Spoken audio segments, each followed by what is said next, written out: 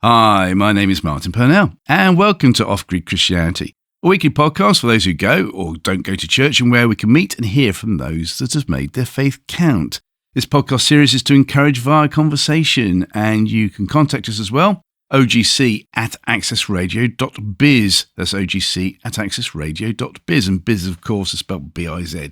Today's guest, she is a published author of several books with titles such as The Oxymoronic God, Who Am I?, Destination Transformation, and the recently released in October 25 book, Our Sisters. It's a book about Christian women facing persecution and violence in Pakistan. Our guest, in 25 years, has lived in 19 different houses across 3 different continents, and it might not come as a surprise, therefore, that she is a military wife. So, why does she run a charity to help impoverished women in Nepal? Why is her blog called Dislocated Christians? What is a dislocated Christian? What's it like being a military wife and mum? And how does she cope with the worry about her husband's job role? Why does she want to write a book about oxymorons, and specifically the Oxymoronic God? How therapeutic is Christian writing, and what has she learned about herself and God, especially having lived in so many homes and countries? And finally, is there any chance of her getting some roots back into a home and not a house? Wow, I've got through all of that because I've got a stinking cold. It gives me great pleasure to welcome today to today's guest, and that is Anna Townsend. Anna, thank you so much for your patience, making sure that we could get a half-decent signal with the 2 Coke cans and a long piece of string. For those that know nothing about you, where are we speaking to you from, please? Hi, right now I'm in Gloucester, which we've never lived in before. We've been here about 6 months. Yeah, my husband is working with the Gurkhas here. So yesterday, actually, I had an amazing Gurkha lunch. So I still get a taste of Asia, even though I'm living in Gloucester. See, just up the road from my neck of the woods of Bristol. So you say a Gurkha lunch. Go on, spill the beans. What kind of food would I have been eating then? Yeah, rice, dal, which is lentils. We had a couple of curries to choose from. Momos, have you had momos? They're like dumplings. They're Tibetan in origin, but they're meat encased in really, well, not pastry, I'm trying to think, like a dough. And then we had dessert, which was gulab jamun and yogurt. But they looked after us. And there was wine at lunchtime on a Wednesday. You can't go wrong. Yeah, especially if it's Nepalese wine. Yeah, I'm not sure it was Nepalese wine. I think it was probably Sainsbury's. Yeah, close enough. Great stuff. Well, thank you for sharing that. Let's go for some more information from yourself then.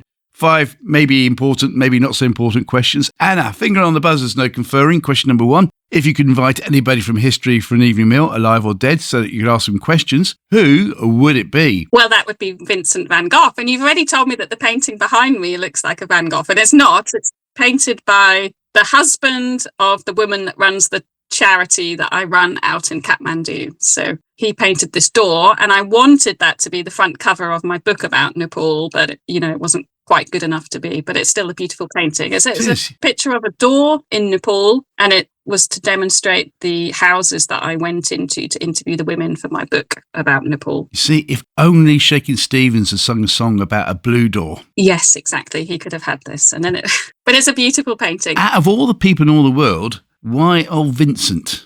Okay, well, before this, we were living in Belgium. So until 6 months ago, moving to Gloucester. And I don't know whether you knew, but Vincent van Gogh was an evangelist. It's like the secret that people don't know. And I think it's because he later went on to commit suicide that Christians have kind of dismissed him because that was seen as a sin for so many years. But I think now that we understand more about mental health, he is being reclaimed as a Christian. So it's a fascinating story. He grew up in the Netherlands. He went to London for a little bit. And while he was there, he preached in London's poorhouses. He was reading Dickens at the time.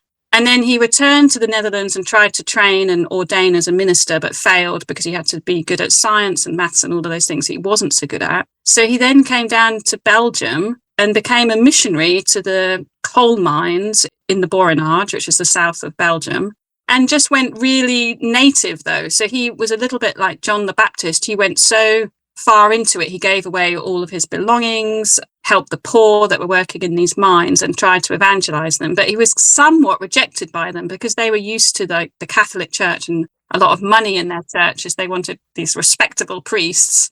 And Vincent van Gogh went along and was just a little bit too wild, if you like. And then because he gave everything away and was so generous towards the poor, he ended up kind of starving himself. And then his dad had to intervene. And we do know that he then later had mental health problems. Yeah. But I would just love to speak to Vincent van Gogh. So if you look at his paintings, anything in yellow represents God. So the sunflowers, for instance, are him representing God. And there's a beautiful picture of his on the Good Samaritan, when the Good Samaritan is bent over backwards trying to lift up the injured man onto his horse, and the Good Samaritan's dressed in yellow. Anyone listening to this, please go and look at that painting. It's just amazing. Wow. Never knew that. Well, there you go. Well, thank you for sharing that. There's a great film that came about 3-4 years ago now, where they tried to tell the history, the latter years of Vincent. Every single frame was done by oil paint. It's brilliant. So the colours are very luscious and vibrant. Obviously, no mention of that. No, this was his early years. So he went as almost like a student to do an apprenticeship in a gallery, an auctioneer's maybe in London. And then he returned and tried to study in the Netherlands. So this was probably all but before he was 25 years old, I think. So the good news is that when I bring him back, he can speak English. Yes, yeah, he can speak English. Yeah, like all Dutch people can speak English, I think, can't they? Better than most English people. Great answer. Thank you. I am going to do some research on this. Yeah, fascinated. The Good Samaritan is the main picture. If you look at that, you'll see that he must have been a Christian. He understood how much effort the Good Samaritan put into this rescue. Question 2. Who is your favourite biblical character or favourite biblical story or favourite parable, please, Anna? It has to be Mary, the mother of Jesus. She just witnessed everything. And I love all those bits in the Bible where it says, and Mary treasured all these things in her heart, because I think that was probably her speaking directly to the gospel writers at that point. And that's their hint to say, I spoke to Mary and she told me this. She'd remembered this fact, but she just saw it all. She saw so many miracles in her life. Just from the angel to the wise men turning up, to the shepherds turning up. Then Joseph was having these dreams and presumably telling her. And then later on, I think she travelled with Jesus and saw the miracles. And then when he died, I wonder what she was thinking. I'm sure she was devastated, but I think she must have known, like, has it really all come to this? I think it would have been incredible to talk to her. And then when he rose, she must have like, yeah, I knew it. There was something special about him. What one question would you ask her? I would ask her along those lines, like, what did you know? Were you putting this together? You know, did you always believe he was the Son of God, or did you have doubts? You know, where was your head at really when he was a teenager or whatever? Of course, you'd have to cook Mary and Vincent, when I bring Vincent back, obviously, a meal. What would you cook them? Well, they can have some Nepali food. Yeah, I'm not the greatest cook. We can talk about Nepal. I suppose I would like to know too, like, I mean, I know the gospel has to go out to all the nations, but yeah, it took a while to get to Nepal, and I have questions about that. You know, why has it taken 2,000 years really to get the gospel to Nepal? Fascinating meal time at your house, wouldn't it be? Question 3. If you were Prime Minister for the day, Anna, and could change any law or impose a new law, what would it be? Yeah, so this is a serious answer. I mean, I would just get rid of mass destruction of weapons. Just recently, we've been stuck out in Qatar and missiles were coming overhead, and yeah, it's frightening. And I think we've got far too used to scenes of civilians being targeted and whole cities obliterated on our news. And yeah, I would instantly, I think, want to ban any sort of mass weapons. I just don't think we need them. So small weapons would be okay. So your husband's job is safe, but it's the big weapons. Yeah, but I think he sees his job as defence. Yeah, I mean, I know I'm a military wife, but yeah. And the RAF are involved over in Qatar at the moment, defending. Yeah, I realise we have to defend, but that it's, sending weapons in to destroy, particularly into civilian areas, which is banned, but people seem to be doing that anyway. Thank you. Question 4. Outside of family events, what has been your most enjoyable day out, please, Anna? Well, I think I like a challenge. This was a hard question because I don't just like sitting around enjoying myself. So the day I thought of was when we were trekking once in Nepal, and we were doing a fairly straightforward week-long trek, but we did it at New Year, and so the snow came, and we were trekking by the end of the day as we got higher and higher into sort of 1 meter deep snow and forging a path. And it was so cold. It's -15 at night. It's the coldest I've ever been. But it's just one of those days where a week later, when you're looking back on it and you think, wow, I did that. That was really amazing. And where were you sleeping? In -15? We're sleeping in little lodges. So they're like sort of concrete shells. So they don't give you any warmth. So we weren't exactly in tents or anything. But yeah, I have a funny story because the toilet is a squat toilet when you're up in Nepal. And Nepalis clean themselves after going to the toilet with water. So the water is then on the floor, and usually you wear little like flip-flops to go in to keep your feet dry. But of course, because we're so high and it was cold, it turned to ice. So going into this little toilet cubicle was like going onto an ice skating rink, and then you're having to squat down. And so we were taking our trekking poles to help us squat down and not fall over. Yeah, it was a bit of a drama. Very good, though. So many people have been recently calling it Nepal, but it's Nepal. Is that right? I think it's probably Nepal. Yeah, probably Nepal. It's either. Either.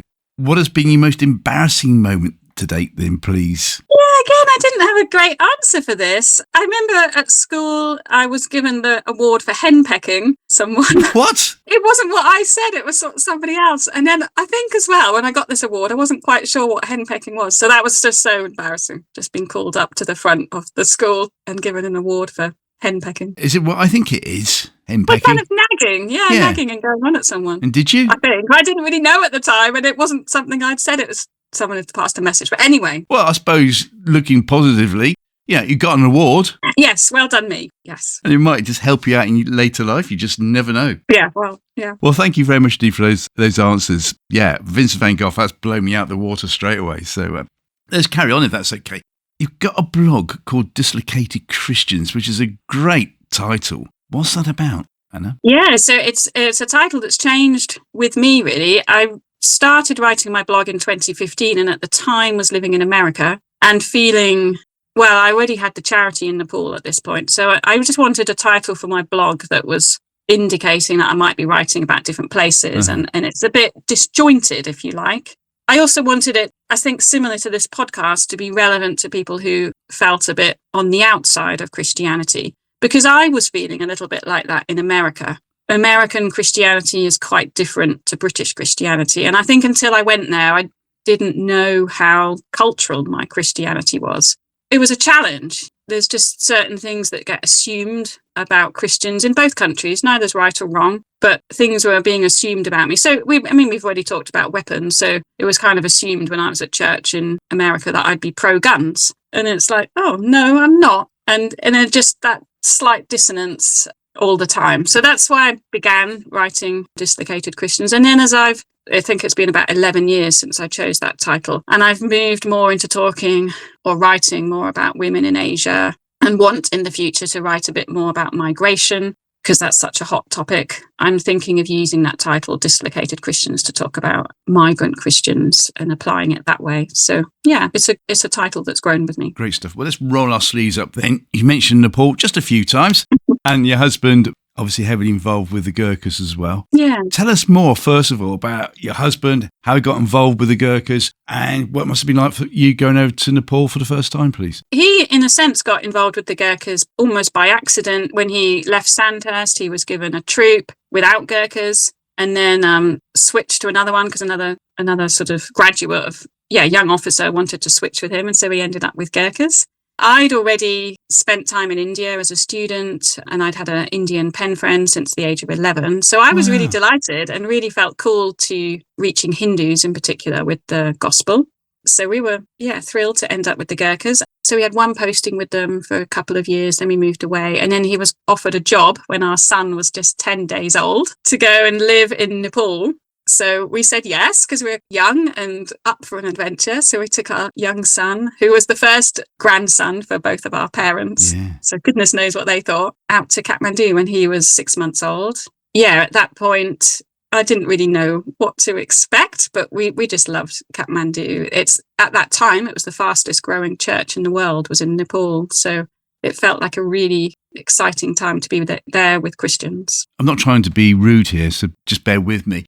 Where was your faith and where was your husband's faith at the time, just before going out there? Yeah, we were both Christians. My husband had become a Christian later on. So I'd grown up as a Christian and he'd become a Christian, I suppose, in his teens at school, partly through meeting me, but through other friends as well. And then he'd got baptized after we were married when he was about 22, 23, I think. So he was on a journey. I had a relatively strong faith, I would say, and was looking for ways for God to use me. But I went out as a military wife to Nepal, and that was a struggle because I was at church with missionaries and other aid workers, and they were doing something useful. Whereas I felt I was just there as a mum, really, and really started to seek God about what he was doing in Nepal and why there was so much poverty, because it was just such a contrast. I would go to these very posh embassy events. We were there in the embassy for people to get their MBEs and OBEs and all sorts. And then we'd walk out into the streets and there was people begging on the streets and, just not quite slums. Kathmandu's not quite at slum level, but just above that, I would say, and just really crowded conditions in the buildings that they have. And so I wasn't prepared for that. If I'd gone as a missionary, you see, I would have been given some cultural training and I would have probably understood a bit more about what God thinks of different cultures and poverty and so forth. But going as I was as a military wife, I was just kind of thrown in the deep end. Yeah, so I'll carry on because I prayed and prayed about that. And at the same time, a lady called Eileen, who'd been in Nepal for about 50 years and doing amazing work, she wanted to find someone to help some of the former leprosy patients that she was supporting with her own money. So she'd been doing proper kind of missionary work and medical work, but she, through her own funds, was supporting about 10 people. And she was praying at the same time I was praying about who could take on these 10 people and just support them going forward. And I was only, I think, 26 at the time, and she was 80. And so what an incredible woman, because she approached me. She heard from God that somebody from the British camp would help.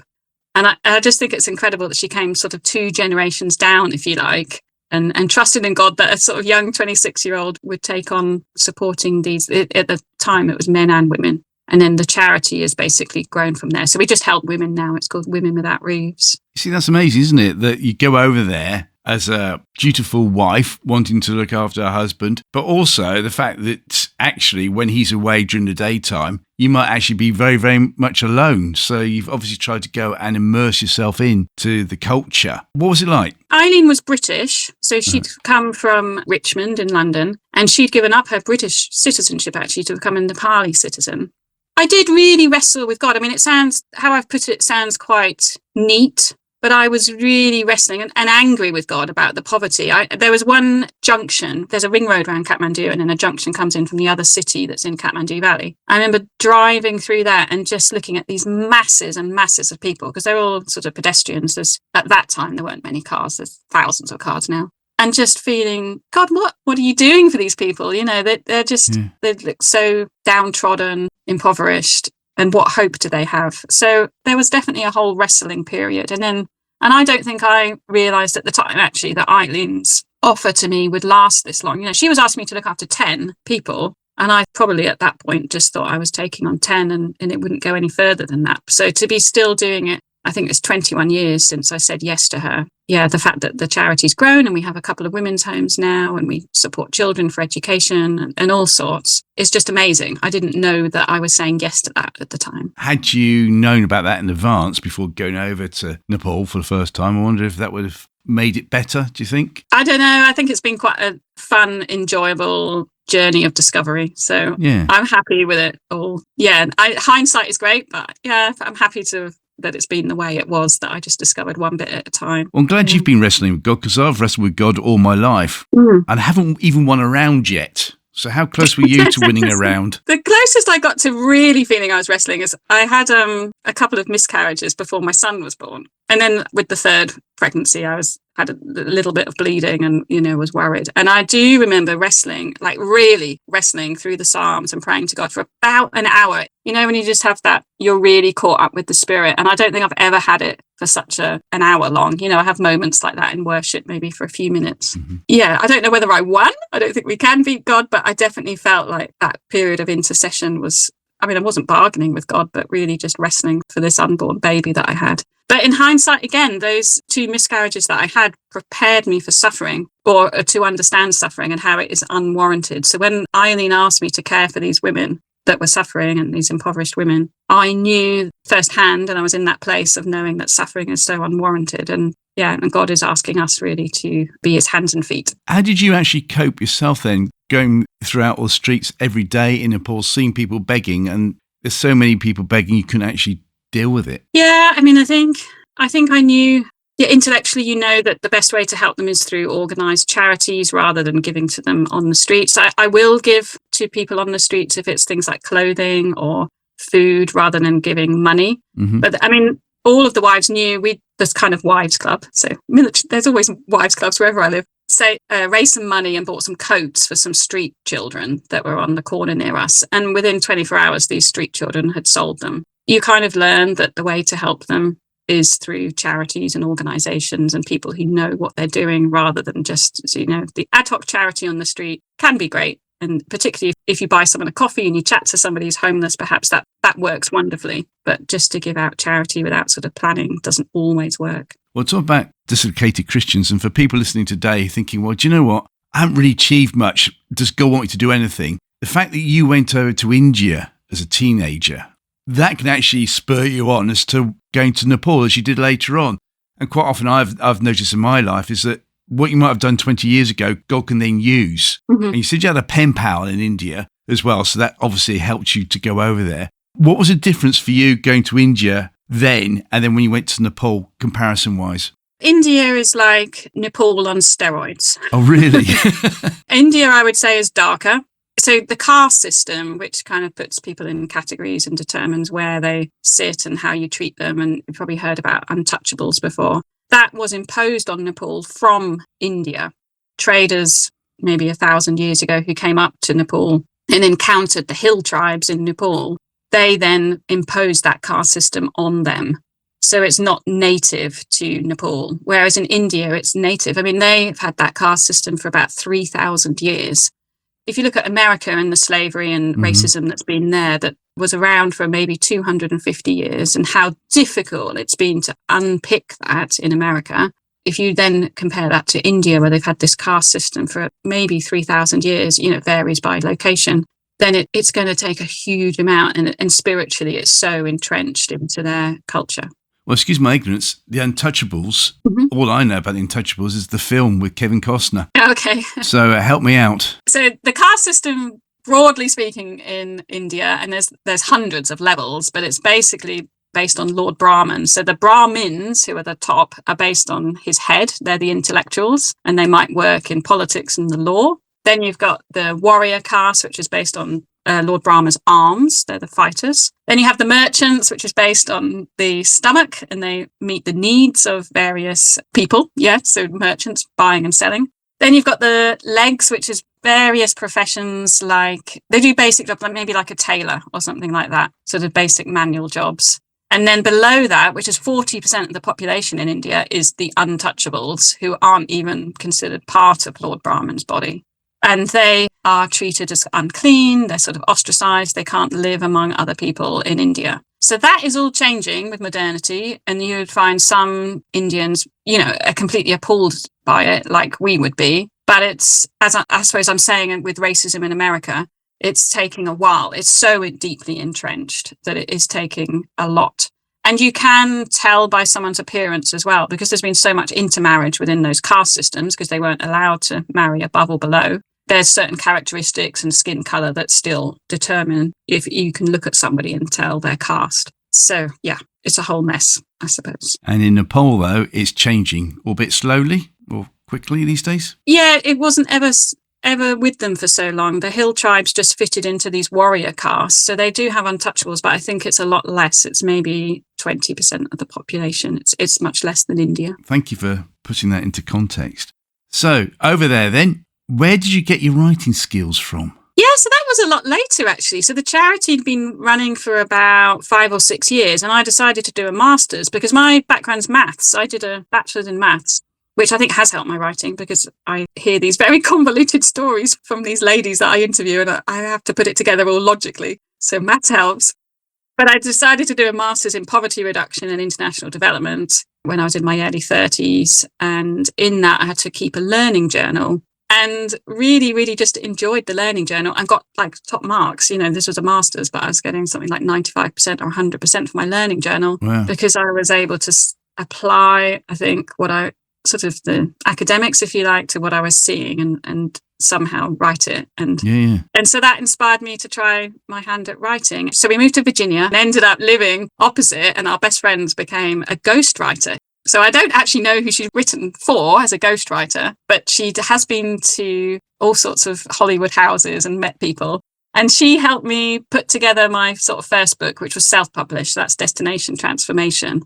And really just gave me a good overview of writing a book. You don't write it for yourself, you write it for your readers, and it's got to be useful. And that was a good lesson, because I think there's lots of people that want to write memoirs, and some of them are great, but actually you do need to think, well, why should someone read my memoir? What's helpful about it to others? And so that's made me a lot more outward looking in my writing. I'm writing about other people to tell their stories so that people will make a difference, I suppose. And of course, the whole of Asia hasn't left you, because quite a few of your books now are actually based on the truth of what's going on over there. Yes. Yeah. Let's continue first of all with Nepal, and then we'll move to Pakistan and why you decided to write a book on Pakistan. Yeah. So let's go with Nepal then. Tell us more. So I'd written Destination Transformation and was living back in the UK and America and not knowing when we'd ever go back to Nepal. But I would visit every couple of years and do these whirlwind trips and visit the women that we were supporting through the charity and hearing their stories, but never really getting to the bottom of things, because these women, every time you saw them, there'd be some other relative that they'd mention and something else that happened. And I'd be thinking,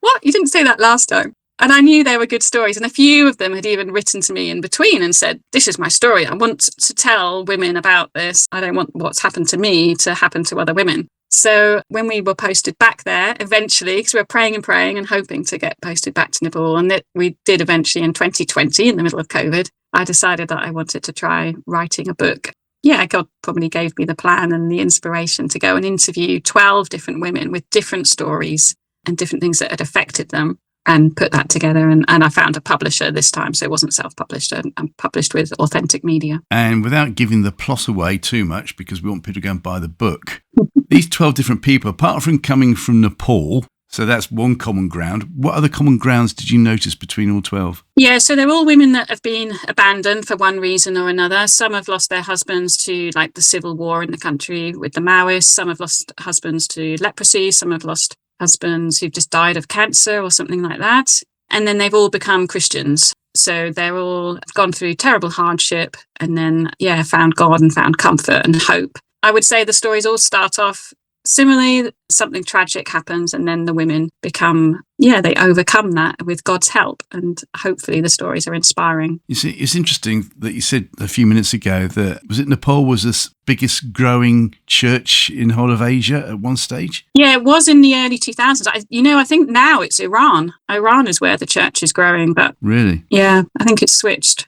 Nepal is incredible. There's churches everywhere, certainly in Kathmandu, and there's a huge growing Christian population. Well, because it's traditionally Buddhist, isn't it, Nepal? It's Buddhist and Hindu, yeah. So way back, 150 years ago, it'd be animist, because you'd had all these hill tribes and they really didn't interact with the wider world. So they were just worshipping the trees and the animals around them and scared. They were very scared of evil spirits. And then Hinduism came up from India and Buddhism stemmed out of Hinduism and kind of gave some structure, I guess, to that animistic beliefs, because Hinduism is very all-encompassing. There's so many gods in Hinduism. Anything really can be a god. So animism turned into Hinduism, and then Buddhism's there. And how strong do you think is the Christian faith in Nepal? And what I mean by that is, we mentioned America. We've also got over here in the West, it can be not diluted, that's a wrong word, but you can become a Christian in name only and then forget the second part of it, which is go out into the world and act like it. Mm-hmm. So what would a Christian from Nepal be like if we went over there right now to meet them? A lot of them have given up a lot to become Christians. If I'm thinking of the manager of our charity, her family turned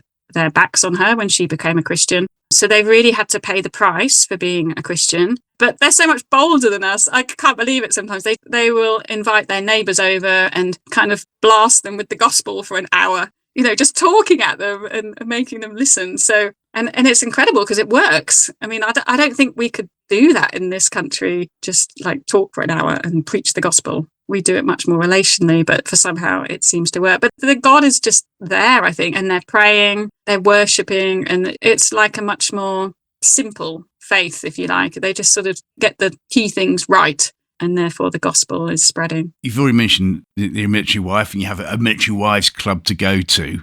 So that must probably existed in Nepal as well, I'd have thought. Yes, you really need it when you're overseas. So, because I'm now back in Britain, you don't need it so much because it's your culture and you have family nearby and friends I can go and see. Yeah. But when you're overseas, you really need that military connection. And it is spouses, although there's very rarely men that go along to these things. But those that do, how many of them would be Christians and how many would sort of say, oh, you're a Christian, I'm not talking to you? sort of thing, or does that not exist in the Military Wives Club? Yeah, people are polite, so they're not going to turn their backs on you. I think it varies by nationality a little bit. So, I mean, among the American military wives, you've probably got 50% are Christian. But yeah, I mean, different types, I suppose. Within the British military, yeah, maybe 10% are Christian. It probably reflects society as a whole. Yeah. But I take it, though, the fact that you do not hide your Christian faith under the proverbial bushel, you're prepared to share it. What kind of reaction do you get when you share with a fellow military wife that you're a Christian? What's the normal reaction? I think they're usually just like, oh, that's nice, and move on. They're not usually that interested. Yeah, which is sad, I suppose. But I think that's probably the same in most of British culture. I did share with a lady yesterday. I said, oh, I'm a Christian. I've written a Christian book. And then she looked up my book, but I have no idea whether asked about it. Is this your book? But I don't know if she's read it or not. So I have asked some of the Gurkha wives. I was with a Gurkha wife yesterday who's read my book, and she's definitely a committed Buddhist. And she was giving her reflections on the faith aspect. Interesting. And trying to be polite. But I would say it's more, I don't know what's going deeper. They're all very polite. Yeah, that's nice though, isn't it? It's better than, well, rubbish. Yeah. I haven't heard anyone say that yet. Not yet. Well, that's good. Well, talking of writing then, I mean, from writing a Christian book and then writing another Christian book, where has that placed you with your own faith, and what have you learned accordingly? What seems to keep on happening as I write books is God puts people in my path that he seems to want me to interview and share their stories of. And I cannot believe the miracles I've seen, particularly in Our Sisters, which is the book about Pakistan. I really didn't know where to start. And I got myself an invitation to the European prayer breakfast. There's loads of European people there. And I was hoping, I suppose, to talk to them about my existing book about Nepal. And I was just at the beginning of thinking about a book about Pakistan and women there. So Christian women there are targeted, they're abducted and raped and forced to marry Muslim men. Obviously not all Muslim men, but some, particularly wealthier landowners, can prey on young Christian girls that they perhaps like the look of. And I was just really at the beginnings of this, and I got myself into the European prayer breakfast. And we were having talks that day on all sorts of kind of European values and European issues and European that. And then out of the blue, this man, the Pakistani, I found out beforehand, stood up and just lambasted this panel of European experts about girls in Pakistan and why they're being abducted and why is Europe still trading with Pakistan. I just couldn't believe it. It's one of those moments where you want to fall off your chair because of all the issues in the world. And this was happening in Pakistan. It wasn't happening in Europe. He stood up and raised this issue. And so I'd actually managed to get his number from him already in the lift, which was, again, another miracle. But yeah, God just puts people in my way. But God did this 2 weeks ago when we were in Qatar, because I'm just starting to think about another book and needed a pastor, because I mentioned earlier I'm thinking about migration. And so I wanted to speak to a pastor in Qatar who runs a migrant church. And I tried to get in contact with a few before going there. And then we go on a kayaking trip. And there's only 6 of us on this trip, my husband and I and the pastor and the visiting speaker and then 2 sisters. And, we're in the middle of nowhere in Qatar on kayaks. And I'm discovering that this guy is a pastor and is exactly the contact that I need for possibly this next book, which I haven't really mentioned to my publisher. So that's why I'm being a bit cagey. But I'm just like, God has got such a sense of humour, because I just couldn't believe I was on a kayak meeting a pastor. Yeah, exactly. Yeah. It happens to everybody every day, I would have thought. I'll just go kayaking, see who I can meet. The difference you mentioned already between India and Nepal, what about the difference between Pakistan and Nepal? What are the main differences there? Yeah, so I have kind of covered that in the first chapter of it, because actually they are similar cultures. And I think we back here think, oh, they're totally different. But actually Pakistan and India are one country, and they went through this horrific partition, which, the British are a lot to blame for. Millions, am I right saying millions? I don't know. Hundreds of thousands died at partition when what was India was split into Pakistan and India and Bangladesh, East Pakistan at that point. And Muslims moved into Pakistan and Hindus moved into India. And as they travelled on trains, whole trainloads of people were slaughtered. But culturally, like day to day and looking around on their streets, it looks very much the same. So there is a huge difference between Islam and Hinduism that's predominant in India. But the day-to-day culture is very similar. Though, of course, I think they wouldn't want you to think that, because they're very antagonistic, those 2 countries, towards each other. But I found myself feeling very at home in Pakistan. I was there a year ago, actually, exactly So I'm thinking about it a lot at the moment. But yeah, I really missed Pakistan. It was a really lovely place to be. Really felt nice. But as a Christian living in Pakistan, how did that cope with you? It depends on your money, I think, actually. So you're vulnerable if you're poor. And it's the same actually for Hindus. If any Hindus still remaining in Pakistan, they're also very vulnerable. And their women also are abducted and raped. So yeah, it's not just Christians, but yeah, money makes the difference. I think if you're a wealthier Christian, you're definitely going to have a harder time than if you had the same amount of money as a Muslim. But you have a lot more going for you than if you're a poor Christian. Bit more standing. Yeah, well, it's money to pay for lawyers and money to pay for protection and to live in a better area where there might be a bit more security. Yeah. So you wrote this book. How did it go down, do you think? Our Sisters. Yeah. Yeah, it's a difficult read. People come up to me and say, oh, I read your book. And then I'm like, oh, great. Yeah, great. And then they say, oh, it's a bit hard, though, a bit heavy. And I'm like, oh, yeah, it is. But I think people can see the miracles in it, like meeting Joseph at the European Parliament. And there's other instances. There's an amazing instance where I was really wrestling with God in prayer about a particular passage. And then I went and saw some photos and got a story from Pakistan that was just mind-blowingly difficult as well. And I think if God hadn't prepared me through that passage, I would have dismissed it, really. So I think people that have read it can see the miracles in it and see that it's an important book, I hope. Yes, sorry, I sound a bit grandiose there. But yeah, I feel like the one about Nepal, I'm still connected to all of those women, so it feels like my child, that book. Whereas this one, the one, Our Sisters, I feel like God has worked through the interviews and what I've done there. But now I've, like an older child, I've set that child off into the world. And I think God's still going to work through that book, and I'm excited to see what he's going to do. But it's not my responsibility, if you like, to keep nursing that book. Whereas the Nepal one, I'm keeping close to me because I love those women. I still know them. I mean, I love the other women in the Pakistan, but it's a different feeling. Yeah, and the chances are you might end up living over there for the rest of your life, but we'll find out in a few years' time when we do a return podcast. That'll be interesting. But I'm not going to let you off the hook just yet, if that's okay, before we change subject and talk about the Oxymoronic God, which is just a great title. But before we do, where your faith is now compared to where it was as a teenager growing up and then getting married and then moving, that's the sort of timeline I'm looking at. What have you learned about your faith so far, and what are the differences? Yeah, so I would say just in the last couple of years, which I think might echo with a lot of listeners, actually. So I feel like God really called me into helping people that were dealing with suffering. And I spent a lot of years thinking about suffering, trying to understand why God allows suffering. And I had come to a kind of a peace with it, I suppose. I wouldn't say I was happy about suffering, but I knew that God was okay with me asking him questions about suffering and why it happens. But I do feel like in the last couple of years, it feels like there's more evil about, and particularly when we think about the wars in Ukraine and what's happening right now in Iran and Gaza. And I suddenly feel like this isn't just suffering that's kind of arbitrary and no one single person causes suffering. Whereas I feel like more recently, there's just decisions are being made and there just seems to be something taken hold of people that seems very evil in the world. And that's hard. And I'm now wrestling with evil, I suppose you could say, and trying to work out what God is doing in all of this. But like I say, I don't think I'm the only one. I think there's a lot of people in that position right now saying, God, what are you doing?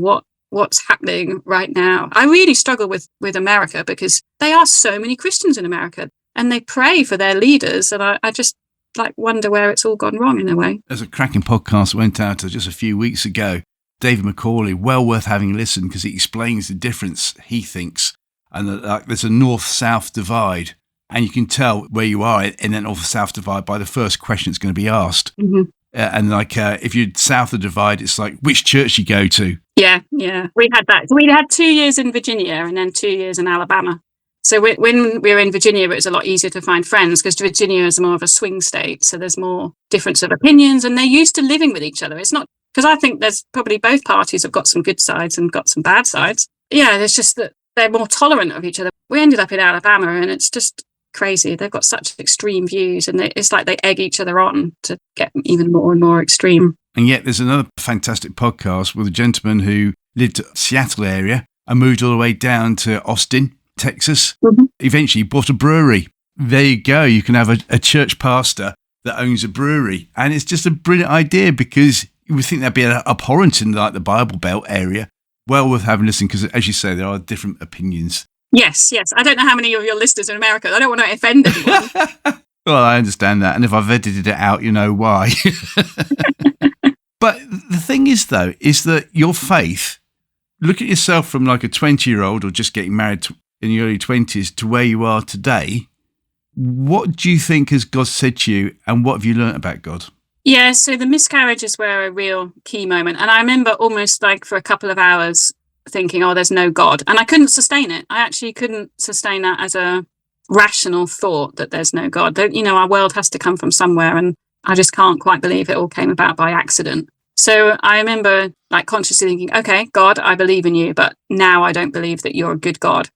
So that was a kind of, a learning point. And I processed that with the couple that had given my husband and I our sort of pre-marriage counselling at the church, spent just an evening with us trying to process the miscarriage. And that was really helpful. And I would encourage anyone that's had a miscarriage, you know, work through those issues and problems. Don't ignore them and, you know, bury those feelings. You need to bring them out into the open. And I think, you know, for anyone that's gone through suffering, that's definitely the case. God doesn't mind if we get angry with him and ask him difficult questions.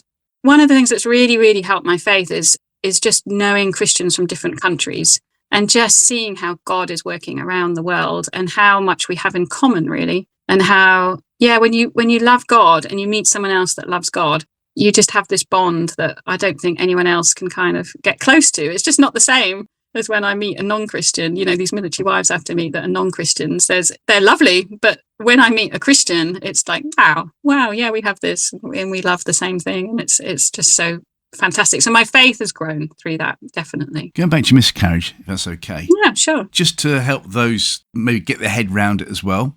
Maybe they've gone through it, maybe they haven't. It's great that you can be honest and say that, you really questioned your faith at the time. What did that couple that came around to politely counsel you that evening, what do you remember of that time? What did they say to you? Well, it's a long time ago. It's like 23 years. But I do remember them saying that God weeps with you. Those 3 words, really, 4 words.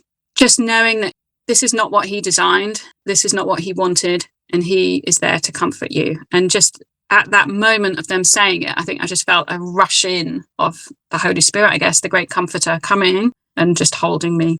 And it didn't solve things intellectually, but it just helped me know that God loved me still and God, you know, wanted to comfort me, which was what I needed to feel, I think, rather than just know. Yeah. And intellectually now, looking back at it? Yeah, I mean, I understand the fall. And this is not the world that God wanted and created. Sin has come into it. And so that creates things, but creates sadness and evil, but one day that will be gone. So I can give all those answers, and I truly believe that probably 98% of the time, I would say. But yeah. Let's go for the 2%. Yeah. Or should we say for a bit of a joke, let's go for the 4%, and people go, hang on, 98 plus 4.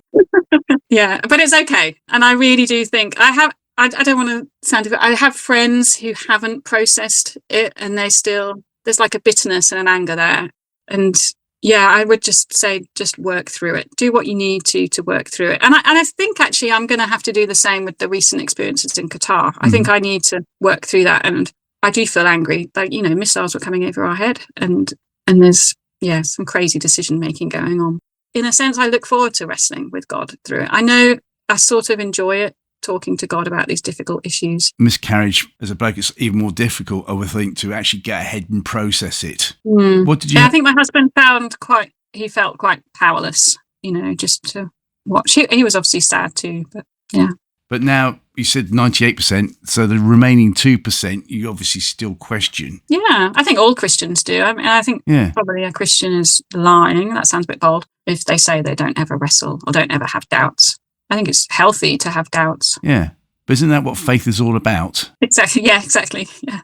I'm not trying to sound twee here, but you have to doubt, surely. And there's lots of growth that can come from those sort of grey areas, I think. Well, let's move on then to the Oxymoronic God. Yeah, no one's ever asked me this before. This is just self-published, like from my blog, because I was writing a series on my blog about the names of God, really, that are oxymoron. It's brilliant. So for those who are saying, I've heard that word oxymoron, is it anything to do with making beef stock? No, that's an oxomoron, which is slightly different. So let's just put oxymoron into category as to what it means, first of all, and then why you wrote the book. Yeah, an oxymoron is like two words that go together that you wouldn't normally put together. So like old news is one of them. And in a sort of faith context, thinking about God, it would be something like servant king. So we talk about God being a servant, but then we also say he's a king.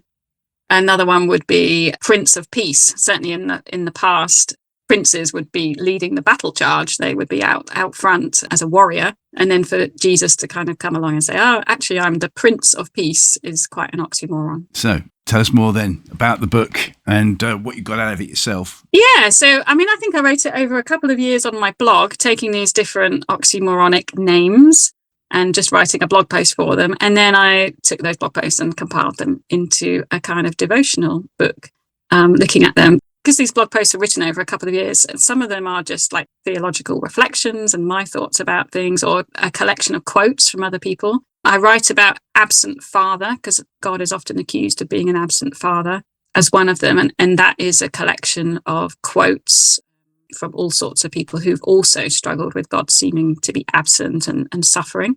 And then I wrote, probably my favorite one is Jealous God, because we talk about God being jealous and what does that mean. And in that, I wrote a couple of stories. There's a story about an artist painting a picture and putting it in a gallery, people coming to look, and they're all sort of saying, oh, this must be someone else's work. It can't possibly be this person's work, the artist's work, and how that artist then feels, maybe jealous of what they're saying about him or her. Yeah, it varies through the book, but hopefully something useful in each of them. Well, we're rapidly running out of time, unfortunately. It sounds to me as if you've got so much to share. Going forward then, apart from your writing, the fact you've lived in so many different homes, where do you see yourself in the next 10 years? Yeah, I don't know. That's what we're talking about. I think my husband has about 5 or 6 years left. Yeah, I really don't know. I mean, where we settle will come down to where our family settles. We've got 2 kids and we've got parents that may or may not need caring for. So, like anyone, we have responsibilities. In the interim, I think we'd definitely like to go overseas again. God always seems to have a plan for us wherever we go. So we've just placed that in his hands and see where we end up. Yeah. I have some preferences, but I'll just go where God sends me. Yeah, Hawaii comes to mind. Well, I'd love to go to Pakistan. I'd love to get a job there. I mean, and Nepal as well, but I think Nepal's not going to work with the timing for the jobs my husband could do and not quite coming up at the time. But anywhere in Asia, but anywhere really, I would love to go to. As a matter of interest then, very quickly, how did your kids cope with going to different schools as parents? How did you deal with that? Yeah, so they did move around schools for primary school, and then the army provides boarding school when they get up to senior school. So they both went from age 11, which was a really tricky decision. But we chose a school where they were at together. And I think you'd have to ask them, but I think they overall said it was okay. And they've come out and they're relatively normal. So we would just have to trust God with that God was calling us to a life overseas, that he would take care of them and we would do the right thing by them. My daughter, she came out and did her 6th form in Belgium with us. So she's now at university, but we have had just 2 years with her. She left boarding school and came and lived with us for 6th form.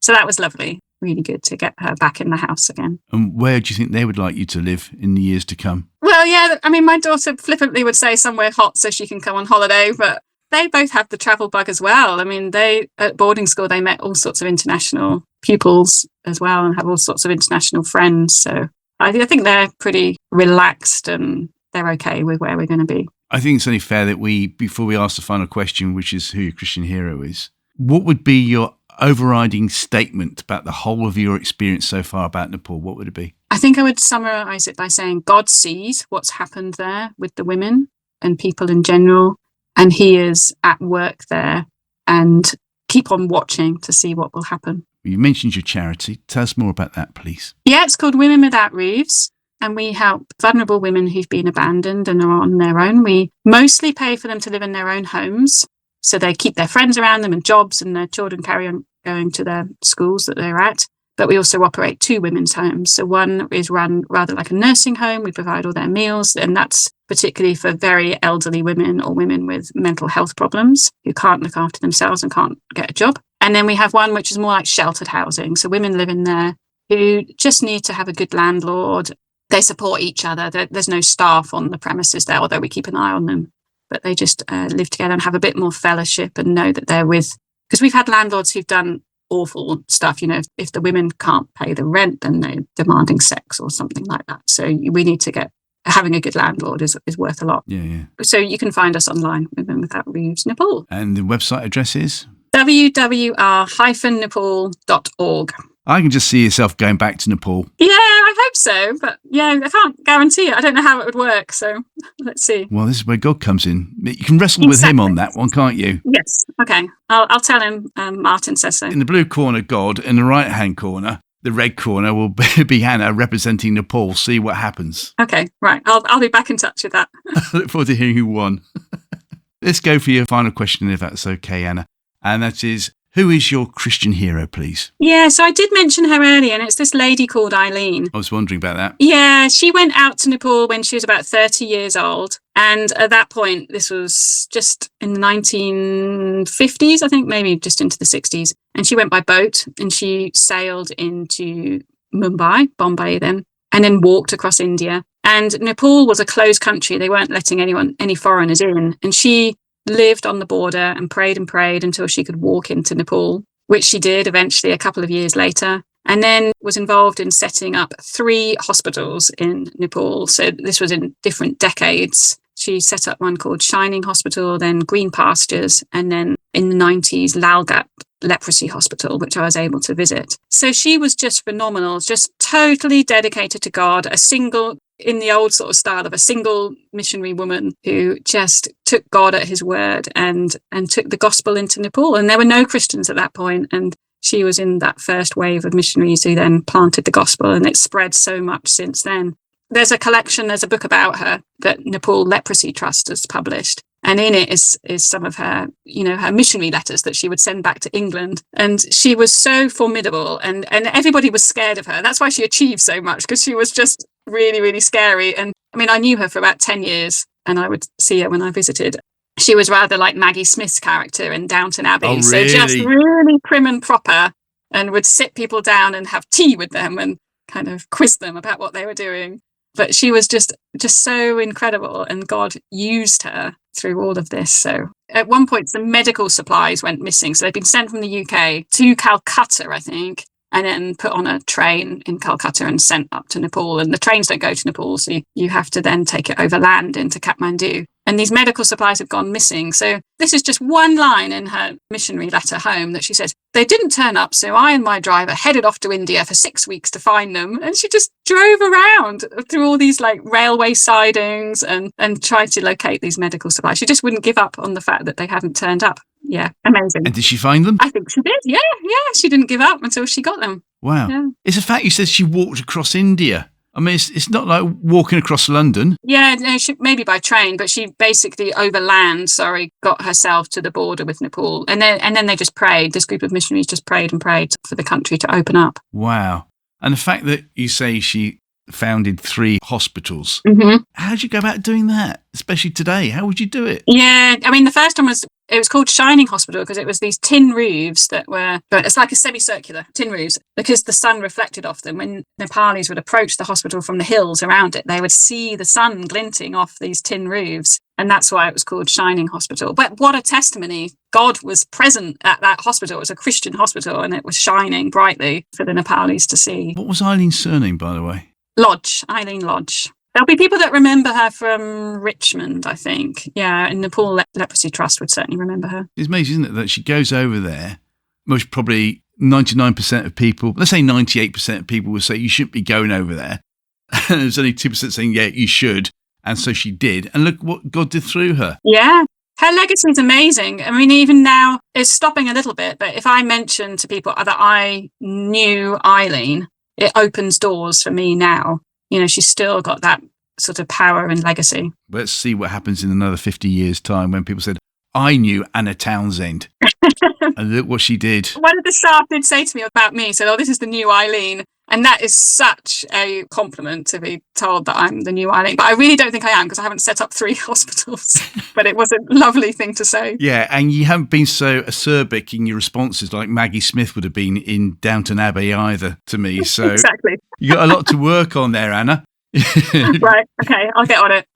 Anna Townsend, thank you so much for joining us. And yes, I think your next wrestling match, I'm really looking forward to seeing who's going to win. Let's see what happens. Right. Until then, cheerio. God bless. And if you haven't already hit the like and subscribe button, please do. It means a lot. Many thanks. Next time on Off-Grid Christianity. A large proportion of us are able to acquire foods that are healthy for our bodies, but instead I find that people want to do dirt cheap when it comes to food, but they want to spend a lot of time on their body. So they want to spend minimal amounts on food, don't really care if it's ultra processed, don't really care the effect it's had on the planet. We just want it, and we want it now. We want to guzzle it all in. And then spend 40 quid a night going to the gym. Thank you. And then we want to spend lots on our hair and our skin. We want to be on Instagram looking cute like Bay. We want to get all the likes. We want to designer suits. But the body is suffering. In the Black community, we have a one-liner that says, "Black don't crack." Basically, that means that, Black people tend to look more youthful on the outside than their white counterparts. And actually, I covered some of this in my thesis. It is actually true. Okay. In terms of the elasticity of the skin. When you saw me, you thought I was 21. 22 and a half, actually. Only 2.5. Naturally, usually the response is, cha-ching, black don't crack. However, it might not crack on the outside, but when we lift up the bonnet to the Lexus, we find that a lot of us as the Black community are cracking because of those genetic predispositions that I've spoken about, as well as the lack of care, the sheer lack of care, lack of knowledge. Yeah, and that engagement with caring for your body is also part of your worship. So please join me with our special guest, researcher, dietitian, speaker, lecturer and health advocate, Dr. Shola Oladipo. And wow, has she got so much to share. An amazing person, amazing character, and an amazing podcast. But I'd say that anyway, wouldn't I? But it's true. Until then, cheerio.